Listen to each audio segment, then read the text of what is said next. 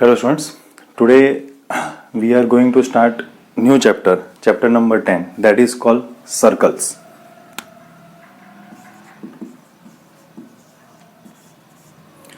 Circle બધા study કરી ગયા છો તમે આગળ પ્રીવિયસ તમારા સ્ટાન્ડર્ડમાં. આજે આપણે ઇન્ટ્રોડક્શન પાર્ટ કરવાના છે સર્કલના. તો સર્કલ્સ કેમ લખેલું છે પહેલું રીઝન તો એ. તો સપોઝ ધીસ ઇઝ સર્કલ, બરાબર, તો તમે એમ કહો કે હું બીજું સર્કલ ડ્રો કરું, ધીસ ઇઝ ઓલ્સો સર્કલ. તો સર્કલ્સ લખવાની કેમ જરૂર પડી? તો સર્કલ્સ એ શું થાય છે, જો આની રેડિયસ સપોઝ 5 સેન્ટીમીટર હશે ને, તો આ સર્કલ નાનું છે, એની રેડિયસ 3 સેન્ટીમીટર હશે. જેમ જેમ રેડિયસ ચેન્જ થાય તેમ તેમ સર્કલની સાઇઝ પણ ચેન્જ થાય. સર્કલનો area of any circle is directly proportional to its radius. જેમ રેડિયસ વધશે તેમ એરિયા ઓફ સર્કલ વધશે. હવે આજે આપણે એકદમ બેઝિક સ્ટડી કરીશું. પહેલા ઇન્ટ્રોડક્શન પાર્ટ એ તમે બધું સ્ટડી કરી ગયા છો તે જ, અને પછી આ ચેપ્ટરમાં જે ઇન્ટ્રોડક્શન છે તે કરીશું. હવે એક સર્કલ હોય, જો 10th સ્ટાન્ડર્ડમાં બી તમને આ ચેપ્ટર આવશે સર્કલ્સ, યસ. સો એક સર્કલ ડ્રો કરીએ. સેન્ટરથી સર્કલના કોઈ બી પોઈન્ટને તમે ટચ કરો, સપોઝ આ, તો this or R radius, anything. સેન્ટરથી સર્કલનો કોઈ બી પોઈન્ટ એ રેડિયસ કહેવાશે. હવે સર્કલમાં બે વસ્તુ સ્ટડી કરેલી છે.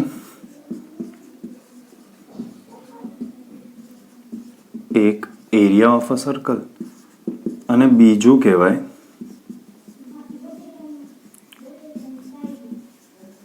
circumference or perimeter of a circle. What is the difference between area and circumference? પહેલો તો ક્વેશ્ચન એ થાય છે. અમુક સ્ટુડન્ટ જે લોકો ભણી ગયેલા છે મારી સાથે તેમને ખબર હશે, અને બાકીના સ્ટુડન્ટ્સને બી ખબર હોય તો દેટ ઇઝ વેરી ગુડ, કે એરિયા અને સર્કમફરન્સનો ડિફરન્સ શું છે. તો તમે સપોઝ ફેન્સિંગ કરેલી જોઈ હશે, ઘણી જમીન હોય, જમીનની આજુબાજુમાં ફેન્સિંગ કરેલી હોય, તો ફેન્સિંગ જે છે તે જમીનની વચ્ચે નહીં કરેલી હોય, એ બોર્ડર પર કરેલી હોય, બરાબર. That is called boundary. તો કોઈ બી શેપ છે એની જે બાઉન્ડ્રીનો જે તમારો ટોટલ શું કહેવાય એની જગ્યા ઓક્યુપાય થાય છે, બાઉન્ડ્રી જેટલી જગ્યા રોકે છે ને, that is called perimeter. Okay.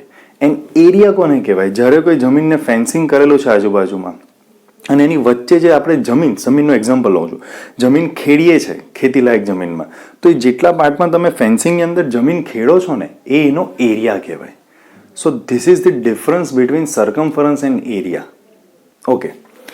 હવે આ સર્કલ છે, આ સર્કલની જે બોર્ડર છે ને, આ બાઉન્ડ્રી, એની બોર્ડર તો નહીં, બાઉન્ડ્રી, આ એની બાઉન્ડ્રી જેટલી જગ્યા રોકશે ને, આ ધેટ ઇઝ કોલ્ડ સર્કમફરન્સ. તો સર્કમફરન્સ ઓફ અ સર્કલ એ કેટલી થાય છે? 2πr. આ તમે સ્ટડી કરી ગયેલા છો. અને આ સર્કલની વચ્ચે સપોઝ એક જમીન સર્કલ શેપની છે, તો એની આ જે તમારી બાઉન્ડ્રી છે, એ બાઉન્ડ્રી પર જે તમે ફેન્સિંગ કરેલી છે, ધેટ ઇઝ સર્કમફરન્સ. બટ હવે તમે જમીન વચ્ચે ખેડશો, ફેન્સિંગમાં જમીન નથી ખેડવાનું કોઈ, તો આ જેટલા પાર્ટમાં તમે જમીન ખેડશો ને, આ this is called its area. And area of a circle is πr square.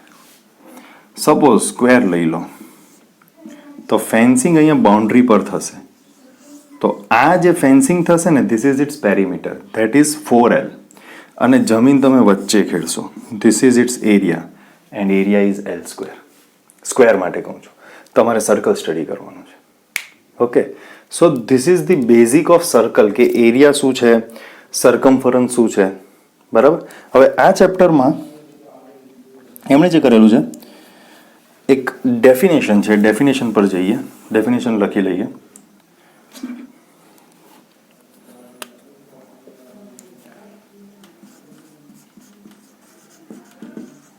Collection of all points in a plane which are at a fixed distance, which are at a fixed distance from a fixed point in the plane, from a fixed point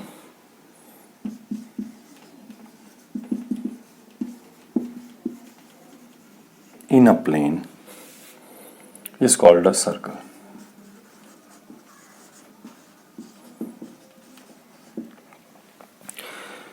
And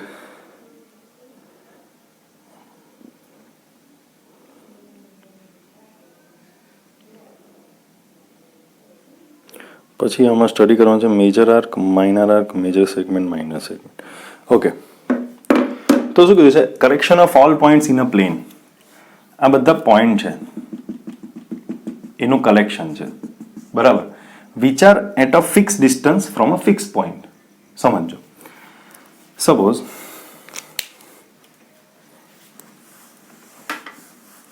સર્કલમાં શું હોય છે? આ circle છે, centre એનું fix point છે. આ fix પોઈન્ટથી આ બધા જે પોઈન્ટનું કલેક્શન થયેલું છે, આ બધા પોઈન્ટ ભેગા થઈને આ સર્કલ બનેલા છે. આ બધા પોઈન્ટ છે, તો બરાબર, એક ફિક્સ પોઈન્ટથી આ બધા પોઈન્ટનું ડિસ્ટન્સ જે છે તે કેવું હશે? સેમ હશે, બરાબર. And that is called radius. સર્કલનું સેન્ટર એક ફિક્સ પોઈન્ટ છે. એ ફિક્સ પોઈન્ટથી collection of all points in a plane which are at a fix distance from a fix point.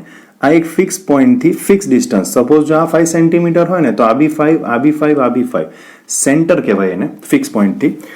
આ ફિક્સ પોઈન્ટથી સર્કલનો કોઈ બી પોઈન્ટ લઈ લો ને, તેનું ડિસ્ટન્સ સેમ જ આવે, બરાબર. That is why they have written which are at a fix distance from a fix point.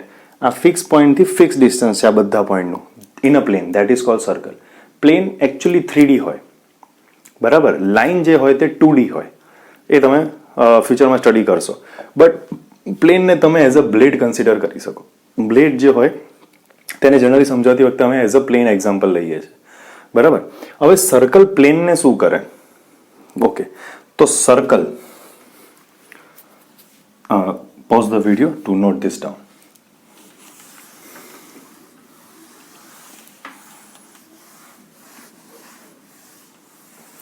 Plane એટલે કે બ્લેડ વિચારો, બરાબર. એક આ બ્લેડ છે, બ્લેડની વચ્ચેથી કોઈ રાઉન્ડ સર્કલે કટ કર્યું, તો પ્લેન આ રીતે પ્લેન સમજો. પ્લેનની વચ્ચે સર્કલે કટ કરી દીધું પ્લેનને, તો આ કેટલા પાર્ટ થશે? Circle divides plane into 3 parts. Circle પોતે પ્લેન, બ્લેડ છે, બ્લેડની વચ્ચે રાઉન્ડ શેપ સર્કલ, તો એ શેપ તો રહેશે. તો આ એક પ્લેનની વચ્ચે સર્કલ છે, એનો એક ઇન્ટિરિયર પાર્ટ હોય, આ એની અંદરનો પાર્ટ. ધીસ ઇઝ, આ જે બહારનો પાર્ટ છે that is called exterior, and circle પોતે. તો અહીંયા શું કહે છે?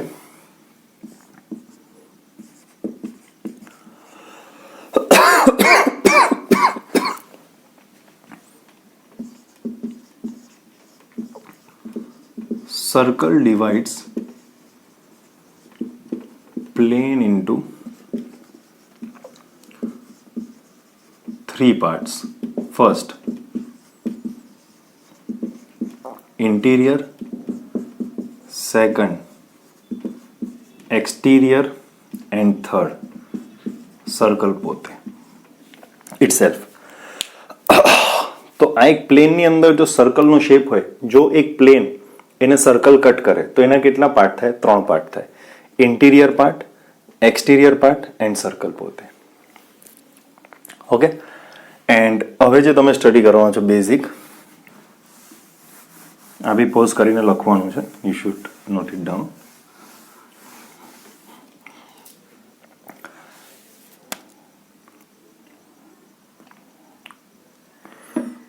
હવે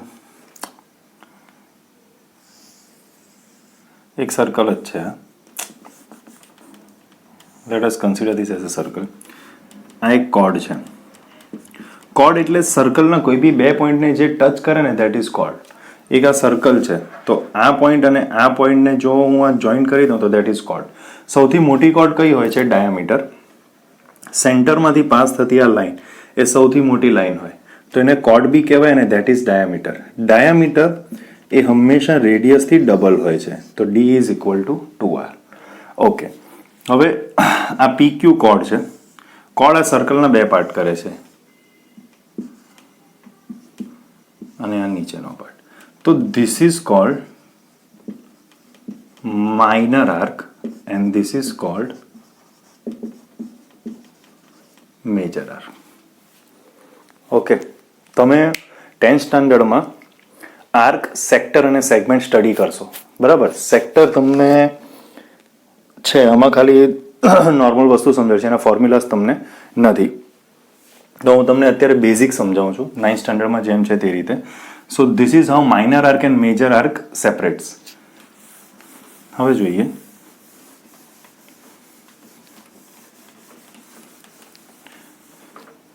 જો સપોઝ આ એક સર્કલ છે, આ એનું સેન્ટર છે.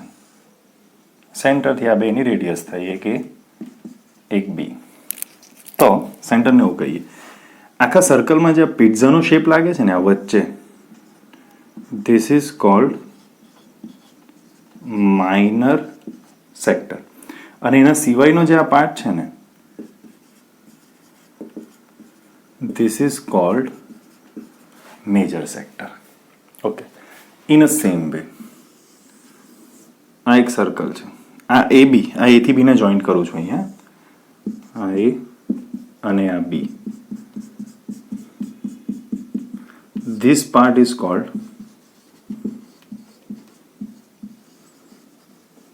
minor segment and this is called major segment. હવે માઇનર સેક્ટરની ફોર્મ્યુલા છે πr² θ/360, બટ અત્યારે તમને નથી કરવાની, 10th સ્ટાન્ડર્ડમાં આવશે. અત્યારે શું કરવાનું છે, ધીસ ઇઝ બેઝિક, તમને નોલેજ હોવું જોઈએ કે સેક્ટર કોને કહેવાય, સેગમેન્ટ કોને કહેવાય. This is how major sector and minor sector સેપરેટ્સ each other. તો સેક્ટર જે છે તેના બી બે પાર્ટ છે. સેક્ટર તમે જો તો એક માઇનર સેક્ટર હશે, આ પિઝાનો જે પીસ છે દેટ ઇઝ માઇનર સેક્ટર, અને એના સિવાયનો જે સર્કલનો પાર્ટ છે that is major sector. In a same way સેક્ટરની અંદર અહીંયા લાઇન ડ્રો કરી દો.